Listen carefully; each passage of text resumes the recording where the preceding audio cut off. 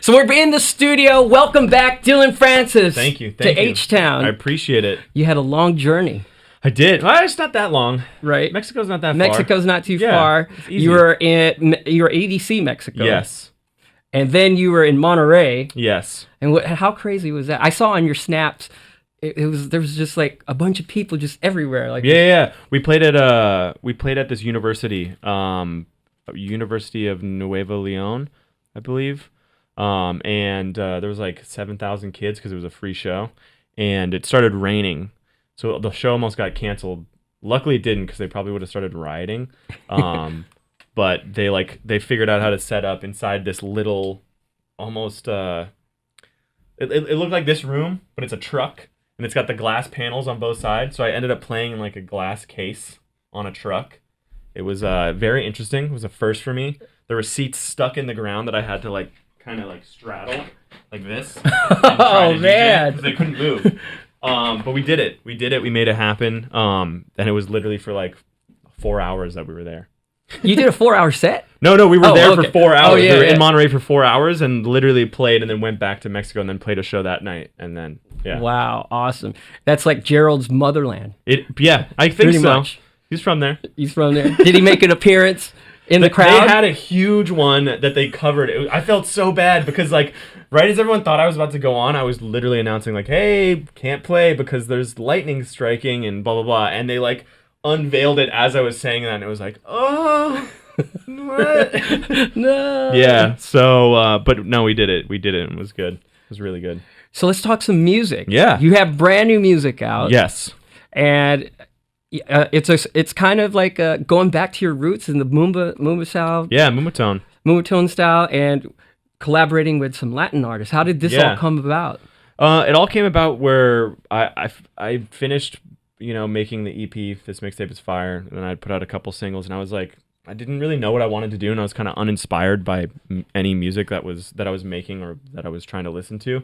So I talked to my manager, and I was like, what should we do? And he's like, let's go back to when we were having fun. Let's go back to West Side EP. And I was like, all right, that's a cool idea. Yeah, I'm down for that. And he was like, let's do something that's like KK, which is the song that I have with Diplo and Maluka Mala. So we got in touch with this dude, Toy Selector, who's actually from Monterey, and we were like, yo, can you A&R and source some vocals for us? We just want to cut it up and use it for drops on songs. And then through that, it kind of turned into it turned into an actual album with Latin artists rather than it just being us sampling certain parts for drops. So yeah, it's been the most, and then I did exactly what I wanted to do. It was super inspiring for me, and it was so much fun to work with these different artists because it was completely out of my comfort zone. Every single person that I worked with on the album, I went and met up with them instead of working through the internet. Yeah. So I was in the studio with all the people, recording the songs with them, working with them directly, trying to create the stories of the songs. And some of the artists that you have on there, name them off. You have what's Out of King Hill, De La Ghetto, Chemical Ultra Mega, just put a song out with Fuego, Jimena Sariana, this girl Jarena DeMarco, Happy Colors, Kid Joshua. It's a fun album. Yeah. So are we going to see more of this sound from you now? Yeah, definitely. It's been super fun to go back to this, and this has always been, I guess, my first love in music, which was Moombahton. So yeah, I don't see myself straying from it right now. I'm having so much fun. I just did a remix for J Balvin for Machika, so yeah, I'm fully in that whole Moombahton vibe. I asked our Facebook listeners and on social media to ask some questions, and several of your fans were so happy that you went back to Moombahton. That's awesome. Yeah, I had a caller call in. They were like, "Hey, when's the Dillion Francis interview? And he said the same thing. I'm so glad he's going back to his roots. Good. That's why I wanted to do it. Yeah. Speaking of Facebook, I do have some Facebook questions. Let's do it. Let's ask. So the first question was, these are your fans now, mind you. Okay. I already know that these questions are going to be so off the wall, and I appreciate that. How many bad Hawaiian shirts do you have? And did you know the tall dude from the Chainsmokers sneaks into your house and steals them from your closet? I have too many, and yes, I do let. I think Drew's the tallest one, right? I guess I do let Drew into my house, and he steals my stuff. But that's cool, you know. You got to give back, right? Okay. Another question is pineapple good on pizza? I don't think I've actually ever had pineapple on pineapple though on tacos is really good. I don't think I've ever had pineapple on pizza. And it's Taco Tuesday. I think we might have to try that. Dude, let's go. El Pastor with pineapple. That's what? it. Get out of here then. Get out. You like ketchup with your steak, dude. Whoa. What are you talking about? You have no room to even judge me right now. Whoa. Grilling the crew right Yo, get out. Whoa. All right, so quickly.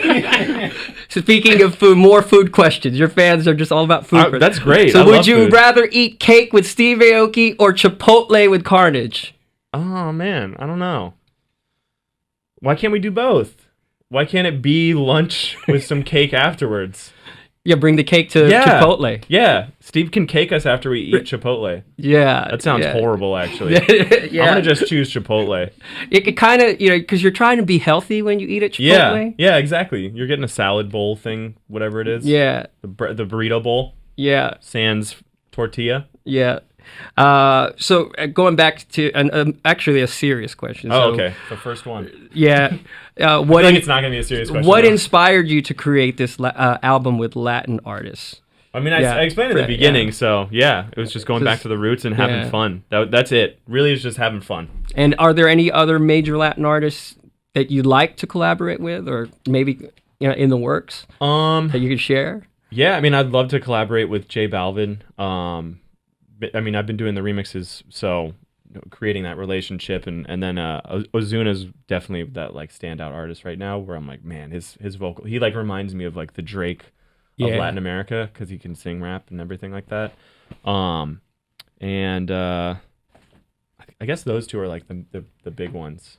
Right. Balvin's really up there for me just because I love his whole vibe. Yeah. I think putting out Machica too after Mi Gente was like such a bold statement because it's just such a cool record. Yeah, it's different.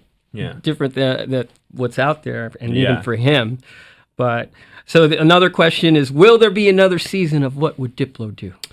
Man, I don't know.